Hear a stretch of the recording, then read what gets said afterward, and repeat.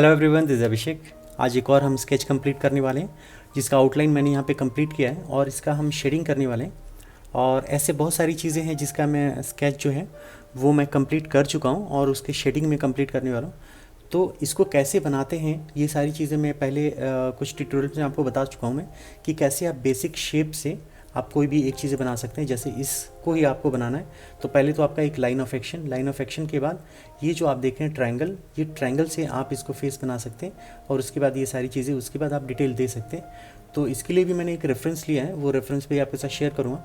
और इसके साथ साथ मैंने क्या क्या चीज़ें प्रिपेयर की हैं, कैसे मैंने मटेरियल्स जो हैं वो पहले से मैं रखता हूँ और सेटअप कैसे लगाता हूँ और सारी चीज़ें, बहुत सारी ऐसी चीज़ें हैं जो आपको एक आर्टिस्ट को या फिर एक यूट्यूबर को जानना चाहिए।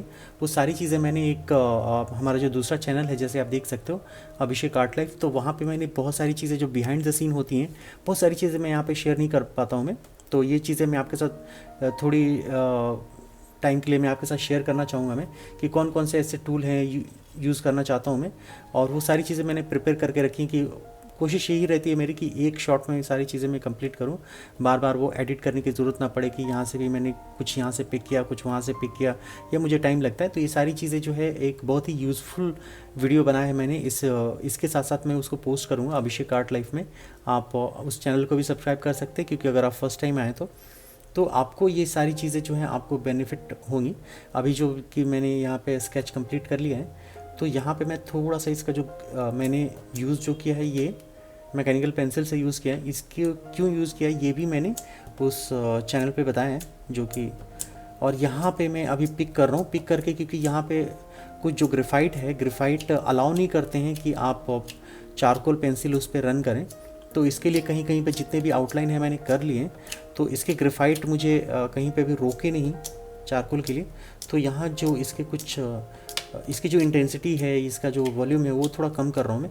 और कम करने के बाद फिर मैं यहाँ पे अभी स्टार्ट करूँगा जो इसका जो शेडिंग है, जिसको हम रेंडरिंग भी कहते हैं, वो मैं कंप्लीट करूँगा। और ये जो वीडियो है थोड़ा आपको स्पीड अप वीडियो होने वाला है। और अगर आपको कंप्लीट एक वीडियो चाहिए स्लो में तो आप मुझे ज्वाइन भी कर सकते हैं, जो कि वेब क्लासेस है। आपको इन्फॉर्मेशन भी इस वीडियो के डिस्क्रिप्शन बॉक्स में मिल जाएगी। तो यहाँ से हम स्टार्ट करते हैं।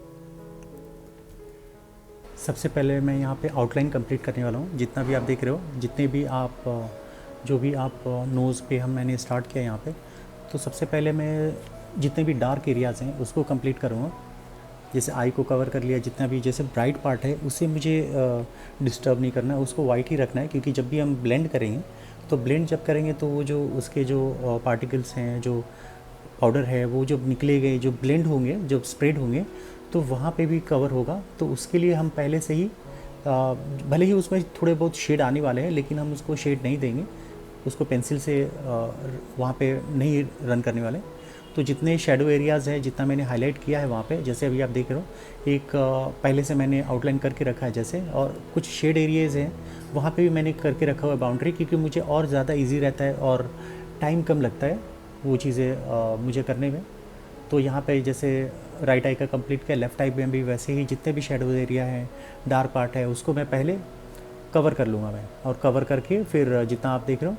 और ये जो ट्यूटोरियल है मैं बहुत ही हाइपर रियलिस्टिक नहीं बना रहा हूँ मैं, क्योंकि ये बिगनर्स के लिए है और बिगनर्स जो हैं वो एकदम से हाइपर रियलिस्टिक नहीं करना चाहते हैं, और उनको करना भी नहीं चाहिए, क्योंकि स्टेप बाय स्टेप करना चाहिए। और क्योंकि अगर आप कभी कभी रेफरेंस भी देखते हो या वीडियो भी देखते हो कि ये चीज़ें मुझे बनानी है, तो ये आपको लगता है कि ये मेरे लेवल का है या नहीं है। तो ये मैं सबके लिए बना रहा हूँ कि जो पहला अटैम्प्ट कर रहा है तो फिर वो ईज़िली वो कर सकते हैं चीज़ें। और ये होना भी चाहिए कि आप पहले रेफरेंस ले तो स्टेप बाय स्टेप ले। एकदम से आप अगर आप हाइपर रियलिस्टिक लेते हैं और आप अचीव नहीं कर पाते तो बहुत सारे लोग डिमोटिवेट हो जाते हैं कि ये मुझसे नहीं हो पा रहा है। तो रेफरेंस भी आप वैसा ही लें। इसलिए मैंने यहाँ पे जो अभी आपके किया है, तो एक मैंने पैरामीटर सेट रखा है कि बिगनर्स के लिए है और वो ईज़िली ये अचीव कर पाए। और आपको खुद से ही एक सेटिस्फेक्शन होगा कि मैंने जो रेफरेंस लिया मैंने उसको अचीव किया, और ऑलमोस्ट मैंने अचीव कर लिया यहाँ पे। तो जितने भी शेडो एरिया हैं, मैंने फ़र यहाँ पे जो किया है, फ़र बहुत ज़्यादा नहीं किया यहाँ पे, बहुत ज़्यादा फ़र, और लास्ट में जो हम लोग उसको थोड़ा बहुत ट्रीटमेंट करने वाले हैं। लेकिन यहाँ पे अभी जितने भी हैं सिर्फ मुझे फोकस उस पर करना है कि ब्राइट पार्ट कौन सा है और शेडो पार्ट कौन सा है।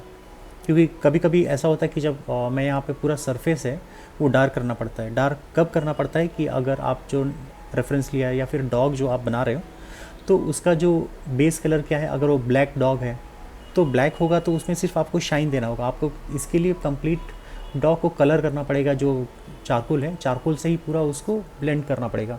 लेकिन यहाँ पे मैंने जो रेफरेंस लिया है उसमें थोड़ा वाइट है और फर है, तो उसमें मुझे क्या करना पड़ेगा, शेडो एरियाज़ देना पड़ेंगे, जो हाईलाइट है वहाँ पे देना पड़ेगा, और उसमें बहुत ज़्यादा फरी डॉग नहीं है, तो इसके लिए मुझे बहुत ज़्यादा स्ट्रगल करने की ज़रूरत नहीं है, बहुत ज़्यादा मुझे बनाने की ज़रूरत नहीं है। और ये चीज़ें मैंने ऐसे ही ली हैं जिससे मैं 50 मिनट्स में या 45 मिनट्स में अचीव कर पाऊँ। जो भी आप रेफरेंस देख रहे हो या फिर जो भी मैं बना रहा हूँ, वो मैंने कोशिश किया कि जितना ईजी हो सके ईजी बनाओ और आपको वो चीज़ें आप अचीव कर पाओ। क्योंकि जैसे जैसे आप धीरे धीरे एक एक स्टेप जब जाते हो तो आपको कॉन्फिडेंस भी आता है कि हाँ, मैंने ये जब रिज़ल्ट अचीव कर लिया है यहाँ पे, तो नेक्स्ट भी मैं उसको अटैम्प्ट करूँ, और अटैम्प्ट करना भी चाहिए वहाँ यहाँ पे। क्योंकि इसके बाद के जो मैं ट्यूटोरियल्स लाऊंगा वो थोड़े से रियलिस्टिक में जाएगा, फिर हाइपर रियलिस्टिक में जाएगा, और उसके जो टेक्निक्स है मैं आपको बताऊंगा, वो भी बहुत ज़्यादा टाइम नहीं लगेगा।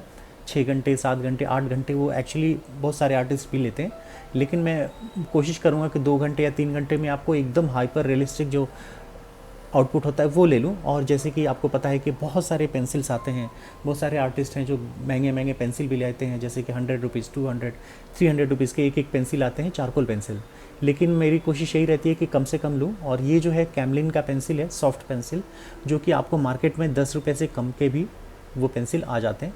तो ये कुछ चीज़ें हैं जो आपको मैं बेनिफिट देना चाहता हूँ कि टेक्निक में मैं ज़्यादा से ज़्यादा जोर देना चाहता हूँ कि आपकी जो टेक्निक है, टेक्निक इम्प्रूव हो। और टेक्निक अगर आपकी इम्प्रूव हो गई तो आप किसी भी मटेरियल से आप अचीव कर सकते हैं। हाँ, बस सरफेस का थोड़ा हमें ध्यान देना पड़ता है कि जो भी हम पेज ले रहे हैं वो पेज जो है वो थोड़ा कंपैटिबल हो, उसको हम थोड़ा सा ब्लेंड करें तो ब्लेंड हो जाए।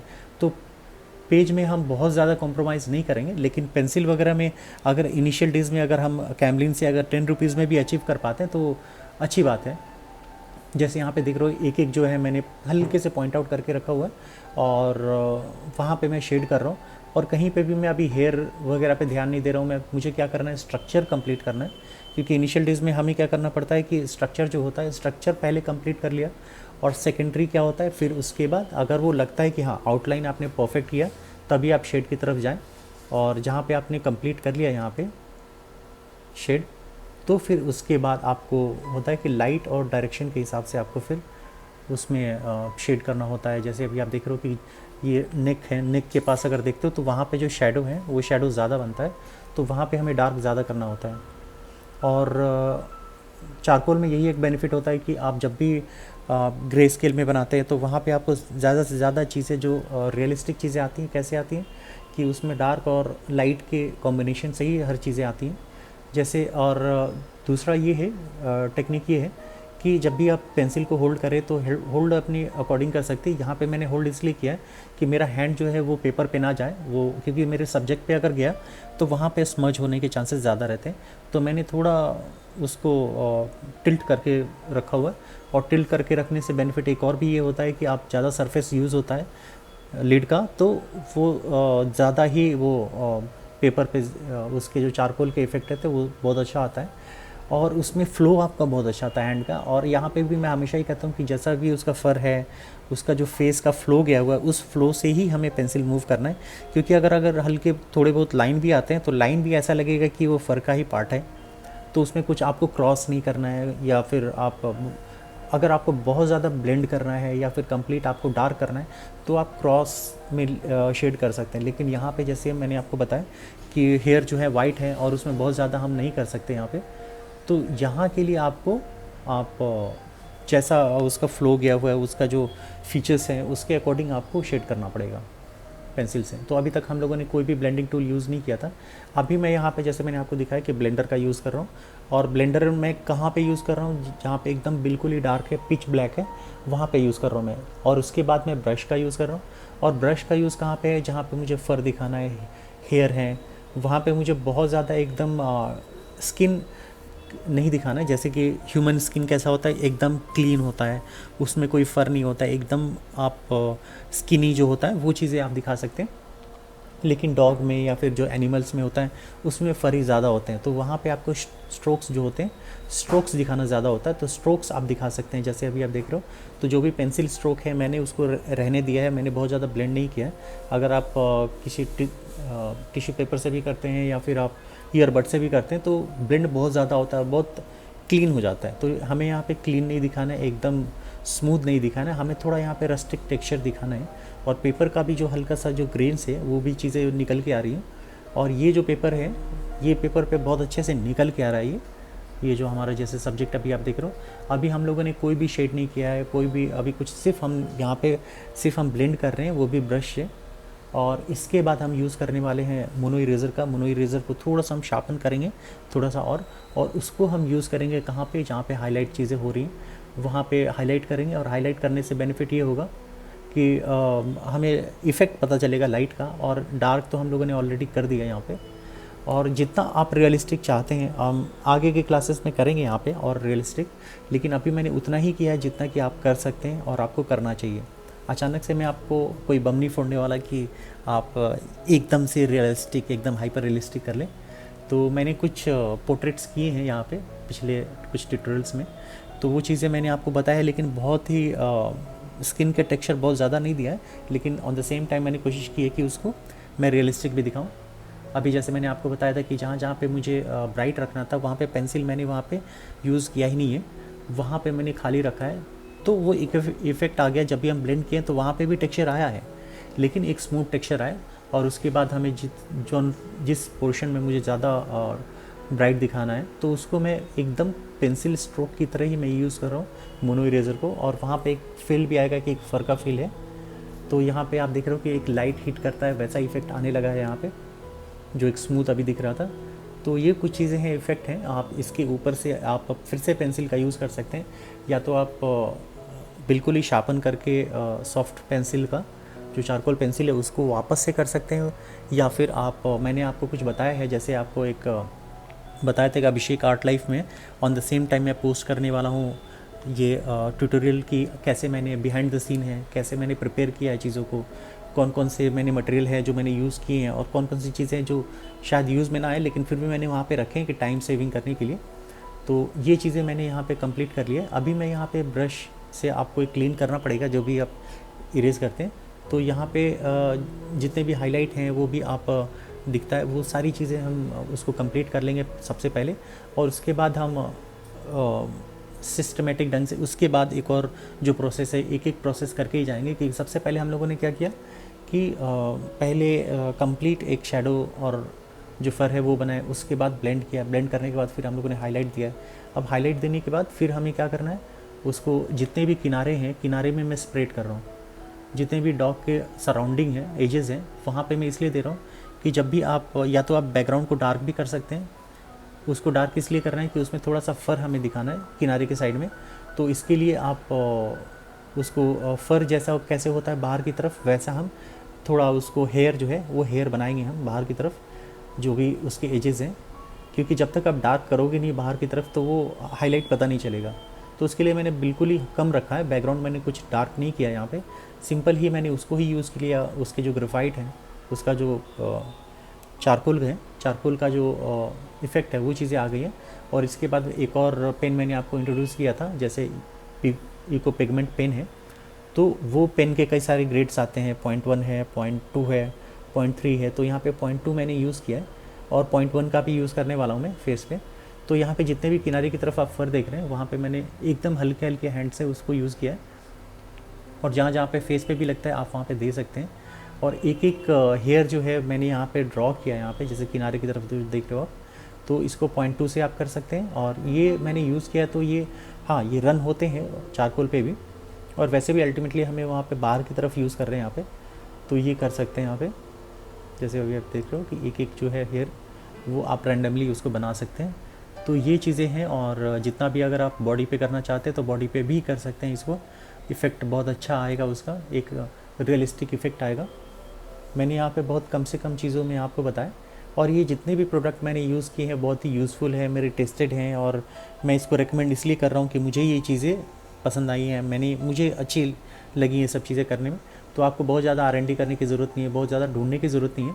तो यहाँ पे आप इस वीडियो के डिस्क्रिप्शन बॉक्स में जाके इस प्रोडक्ट के बारे में जान सकते हैं आप, और उस लिंक पे क्लिक करके एक डिस्काउंटेड प्राइस में आप वो चीज़ें बाय भी कर सकते हैं। एक नॉर्मल शॉप में जाके लेने से प्रिंट रेट से अच्छा है कि आप ऑनलाइन भी मंगा सकते हैं। वहाँ पे अगर आपको चीज़ें कभी कभी होती है कि अगर फॉल्ट होते हैं तो आप रिटर्न भी कर सकते हैं। तो ये कुछ प्रिविलेज हैं जो मुझे मिल जाती है। तो जनरली मैं नॉर्मल शॉप में नहीं जाता, ऑनलाइन ही ऑर्डर कर लेता हूँ। तो ये जो चीज़ें आप देख रहे हो, जैसे कि बहुत सारी चीज़ें जो हैं अभी ऑर्डर हो चुकी हैं, और बहुत जल्दी ही मैं आपको रिव्यू भी करूँगा बहुत सारे ऐसे प्रोडक्ट का। तो यहाँ पे जितने भी आप देख रहे हो फेस पे और नेक पे, मैंने यहाँ पे उसको यूज़ किया 0.1। और ये जो पेन्स हैं ये बहुत जगह मैंने यूज़ किया, पोर्ट्रेट में, आप यहाँ पे स्टिल लाइफ में, तो बहुत जगह इसका यूज़फुल है ये। और वाइट जेल का पेन का भी यहाँ पे यूज़ किया मैंने। तो इसको हम जैसे मैंने आपको बताया उसके अकॉर्डिंगली कर सकते हैं, और जितना आप टाइम देंगे उतना रियलिस्टिक आएगा। तो अभी तक के लिए इतना ही है। होपफुली ये वीडियो जो है आप लोग को पसंद आएगा, और पसंद आए तो मुझे कुछ कंट्रीब्यूट आप ज़रूरी कर सकते हैं, ज्वाइन भी कर सकते हैं, एक वैल्यूबल सपोर्ट दे सकते हैं। क्योंकि मेरे पास ऑलमोस्ट 2,50,000 सब्सक्राइबर हैं, लेकिन बहुत कम लोगों ने मुझे सपोर्ट किया है। मैं एक्सपेक्ट कर रहा हूँ कि आप लोग मुझे सपोर्ट करेंगे, तो एक इनिशियल जो मुझे एक सपोर्ट होगा, जैसे बाय करने के लिए जितने भी चीज़ें हैं वो आप मुझे सपोर्ट करेंगे। तो होपफुली मिलते हैं अगले एपिसोड में एक नए टेक्निक के साथ। तब तक के लिए थैंक यू।